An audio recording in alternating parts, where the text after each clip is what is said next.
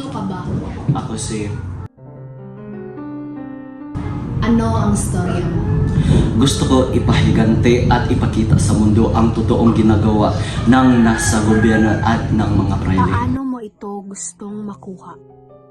Sa pamamagitan ng paggamit ng aking yaman at ng aking impluwensya para makatulong sa mga mahihirap na makamit ang kanilang hustisya.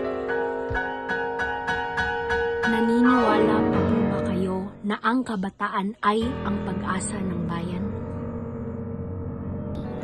Ang kabataan? Sila ba ang magbabago sa isang sistema na bulok na bulok? Marahil nung una ay niniwala ako.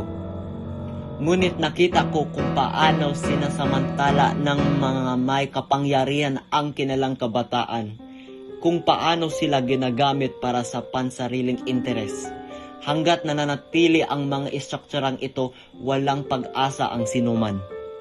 Ngunit hindi ba't ginagawa niyo ang lahat upang magkaroon ng pagbabago? Ginagawa ko ang lahat para sa aking ama, para sa hustisyang ginagaw sa amin. Ngunit sa bawat hakbang na aking ginagawa, lalo ko lang na napagtanto na ang sistema ay mas malaki at mas makapangyarihan sa akin. Akala ko'y sa pamamagitan ng aking yaman at impluwensya ay makakamit ko ang hustisya. Akala ko'y sa pamamagitan ng revolusyon ay mababago ko ang lahat. Ngunit mali ako.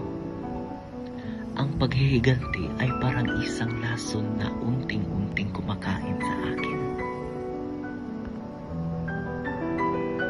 Kung hindi ko makakamit ang hustisyang walang makakamit.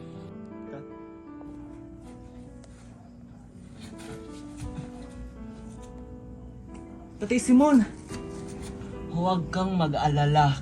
Isang araw darating din ang tunay pagbabago.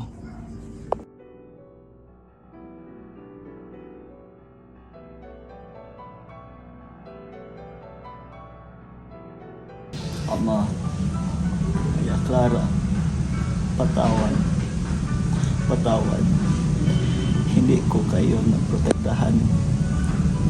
Hindi ko nagawa ang aking pangako.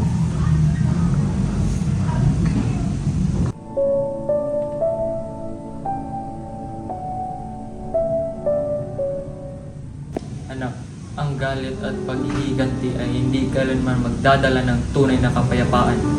Patawarin mo ang sarili mo, Ibarra.